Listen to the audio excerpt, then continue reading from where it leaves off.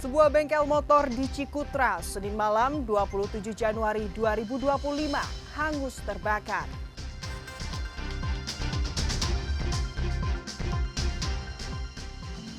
Tiga pemotor ditabrak sebuah sedan yang diduga dikemudikan ugal-ugalan.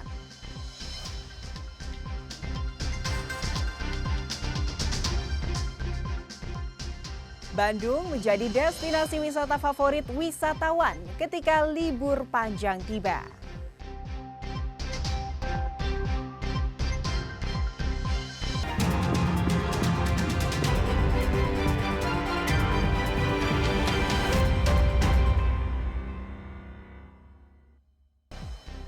Selamat pagi saudara, selain ketiga informasi utama tadi, kami masih memiliki informasi menarik lainnya. Saya Fida Latas akan menemani Anda dengan berita independen, terpercaya. Kita simak Kompas Jabar selengkapnya.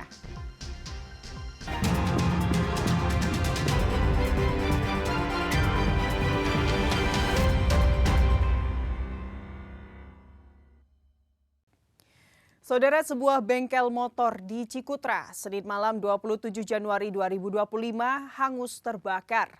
Usaha evakuasi dan pemadaman dilakukan petugas pemadam, namun tidak banyak objek yang dapat diselamatkan dari peristiwa.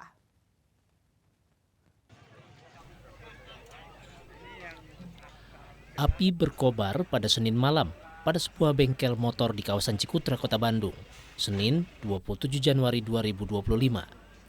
Pemilik bengkel sempat terjebak di dalam dan melaporkan langsung kejadian kebakaran pada petugas pemadam. Petugas pun tiba di lokasi berusaha melakukan evakuasi dan pemadaman, namun banyaknya bahan yang mudah terbakar membuat api dengan cepat menghanguskan isi bengkel. Tidak banyak objek yang dapat diselamatkan dari kebakaran tersebut dan penyebab munculnya api belum dapat dipastikan.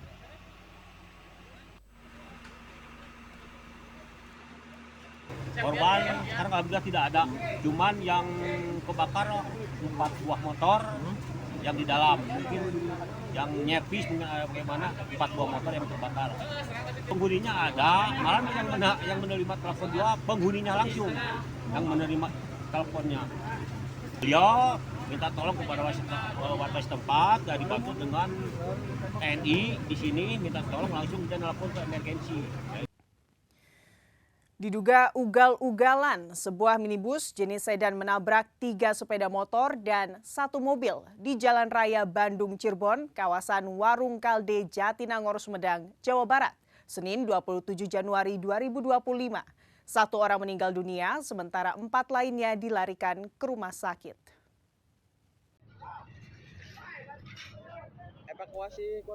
Video amatir ini menunjukkan kondisi kerusakan sejumlah kendaraan yang terlibat kecelakaan beruntun di Jalan Raya Jatinangor, Kabupaten Sumedang, Jawa Barat, Senin pagi 27 Januari 2025.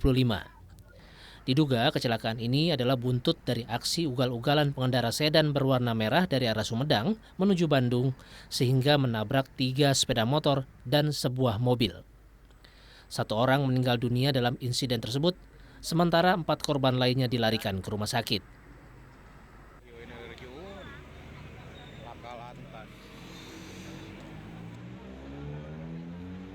Mobil merah ini posisi udah di pinggir sini, Pak. Iya. Itu ada korban meninggal 1 orang, luka berat 1 orang, sama luka ringan 1 orang, Satpam BRI.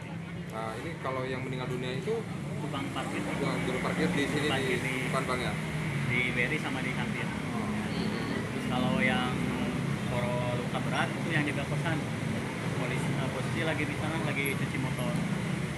Untuk diduga belum tahu untuk asal mula rasa, namun sebelah kanan dia menabrak motor Beat dan yang melaju ke kanan ke bahu jalan dan ambil jalur kiri, menabrak kembali motor Beat lagi dan terakhir menabrak depan kendaraan Grand Max dan berhenti di depan BRI.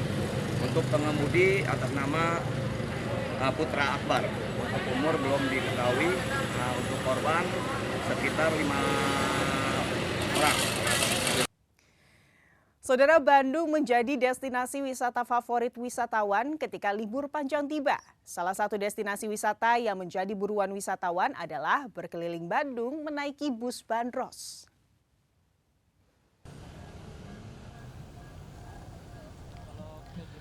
Libur panjang akhir pekan, Kota Bandung menjadi destinasi favorit masyarakat untuk berlibur bersama keluarga. Salah satu destinasi yang diburu wisatawan ketika ke Bandung adalah tur keliling kota dengan menggunakan bus bandros. Tingginya minat wisatawan untuk menjajal bus ikonik Kota Bandung ini membuat penjualan tiket sempat ditutup selama lebih dari 2 jam. Selain kawasan alun-alun, kawasan Braga dan Asia Afrika yang menjadi trademark Kota Bandung juga ramai wisatawan. Sebenarnya sih baru datang sih kayak 15 menit yang lalu. Cuma ternyata ramai banget. Katanya kan ditutup nanti baru buka lagi kan setelah jam 1. Ya. Tim Liputan, Kompas TV, Bandung, Jawa Barat.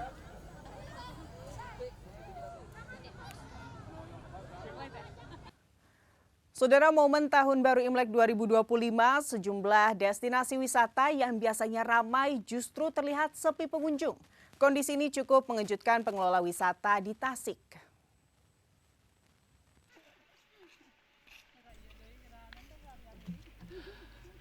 Libur panjang, wisata air wahana alam Parung di Kecamatan Sukaresik, Tasikmalaya, Jawa Barat sepi pengunjung.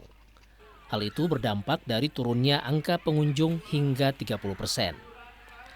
Pengelola wisata sudah berupaya mempromosikan objek wisata, namun tidak membawa dampak mendatangkan kunjungan wisatawan yang jadi naik. Salah satu pengelola wisata menilai yang menjadi faktor utama sepinya pengunjung adalah karena makin banyaknya pilihan destinasi wisata, faktor cuaca, dan juga biaya perjalanan. Kalau untuk sepi karena adanya kompetitor yang lain, jadi kita juga pernah berdampak, tapi beberapa persen saja sih, nggak terlalu banyak. Berapa persen kan? Ya penurunannya sekitar 20-30%-an lah. Kolam renang, wahana perosotannya itu yang warna-warni itu.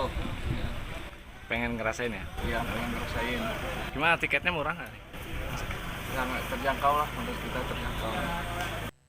Saudara, penyakit misterius yang menyerang warga di Tasikmalaya terungkap. Tetaplah di Kompas Jabar.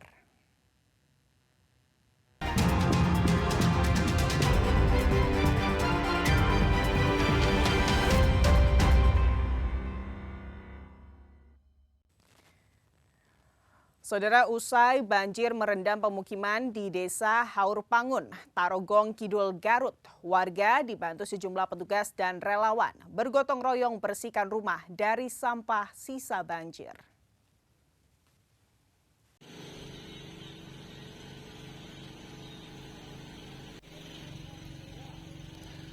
Hingga Senin siang, 27 Januari 2025, sekitar 156 rumah yang berada di Kampung Sudika Indah, Desa Haurpanggung, Kecamatan Tarogong Kidul, Kabupaten Garut, Jawa Barat, masih tergenang.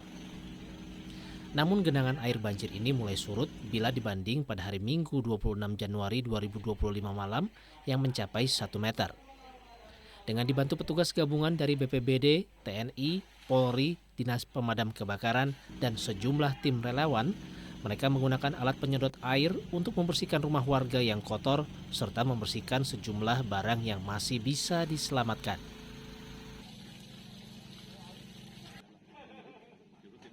Alhamdulillah kita lakukan, TNI Polri sama-sama kita bergandengan tangan, kita melakukan satu komando, yuk kita beresin sebelum Alhamdulillah ini sudah berjalan. Baik itu menyangkut masalah persampahannya, maka kita lakukan dengan teman-teman LH masuk ke situ. Dengan PUPR juga membantu aksi armadanya, sehingga insya Allah semua bisa berjalan sesuai dengan apa yang kita targetkan. Banjir ini sebelumnya terjadi akibat intensitas hujan yang cukup tinggi sejak Minggu 26 Januari 2025 yang menyebabkan Sungai Cimanuk meluap dan merendam ratusan pemukiman warga di sejumlah kampung yang berada di Desa Haurpanggung, Kabupaten Garut. Ridwan Mustafa, Kompas TV, Garut, Jawa Barat. Sementara itu, saudara, sejumlah warga di Manonjaya, Tasikmalaya mengalami gejala sulit berdiri disertai demam, pusing hingga nyeri otot dan sempat diklaim sebagai penyakit misterius. Setelah observasi lebih dalam dilakukan petugas kesehatan, termasuk rapid test kepada 25 warga terjangkit, diketahui warga tersebut terjangkit cikungunya.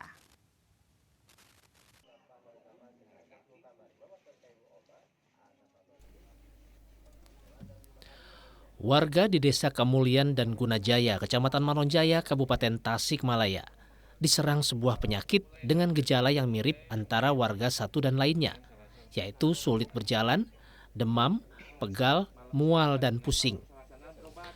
Kurangnya informasi dan pengetahuan tentang kesehatan membuat warga menganggap penyakit tersebut merupakan penyakit misterius.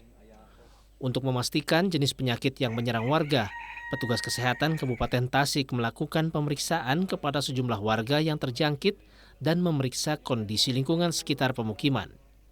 Dan hasilnya didapati kesimpulan jika warga terserang cikungunya. Ya, awal-awal kan menggigil, badan panas, muriangan gitu. Terus pas besoknya jadi nyeri-nyeri badan semuanya. Dari lutut sama tangan tuh nggak bisa ngepal gini. Berapa lama teh? Itu 2 hari yang parahnya. 2 hari. Ya nggak bisa bangun. Terus gimana ya? Nggak banyak minum tapi pengen pipis mulu gitu. Dari keterangan Kepala Desa Kamulian, setidaknya ada 35 warga yang terserang dan mengalami gejala yang sama. Sebagian warga sempat memeriksakan diri ke dokter atau pusat pelayanan kesehatan terdekat sebelumnya, namun tidak mendapatkan informasi yang jelas terkait penyakit yang diderita, sehingga mereka menganggap penyakit tersebut sebagai penyakit misterius. Bahwa banyak yang sakit. Nah, selanjutnya kami koordinasi dengan pihak UPTD Kecamatan Manonjaya kaitan dengan banyaknya yang sakit. Alhamdulillah langsung dari pihak UPTD terjun ke lapangan mendicek bahwa seperti apa penyakitnya waktu itu. Kemudian selanjutnya kami minta kepada pihak UPTD untuk memberikan sosialisasi kaitan dengan penyakit ataupun ciri-ciri dari penyakit tersebut. Dari informasi yang dirangkum, viralnya kasus ini diduga karena minimnya informasi yang diterima para pasien ketika memeriksakan diri ke dokter atau pusat kesehatan di lokasi setempat. Dede Ibin, Kompas TV, Tasikmalaya, Jawa Barat. Saudara, usai jeda kami akan kembali dengan informasi mengenai jelang perayaan Imlek. Tetaplah di Kompas Jabar.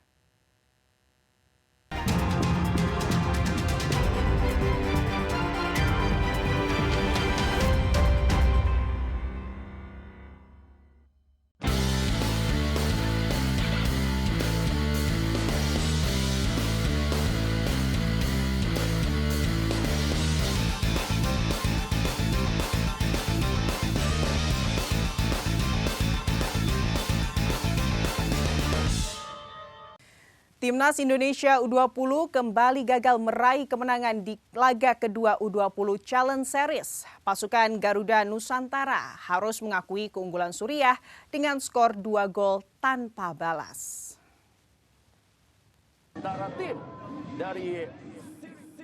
Timnas Suriah menjadi lawan kedua Timnas Indonesia U20 pada turnamen mini U20 Challenge Series yang dihelat di Stadion Delta Sidoarjo Senin malam.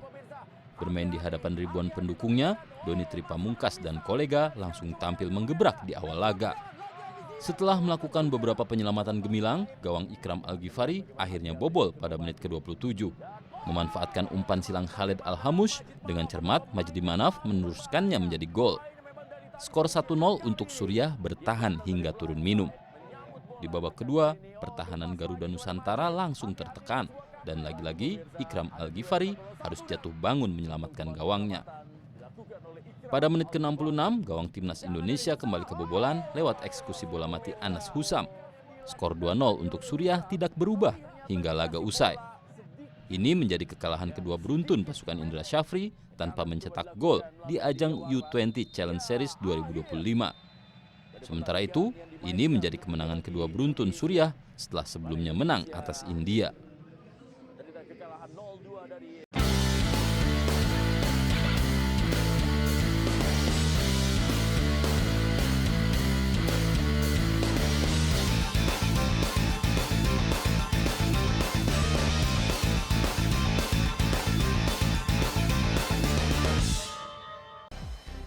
Saudara, dengan berakhirnya informasi tadi sekaligus mengakhiri Kompas Jabar episode hari ini. Saya Fida Latas, pamit undur diri. Sampai jumpa.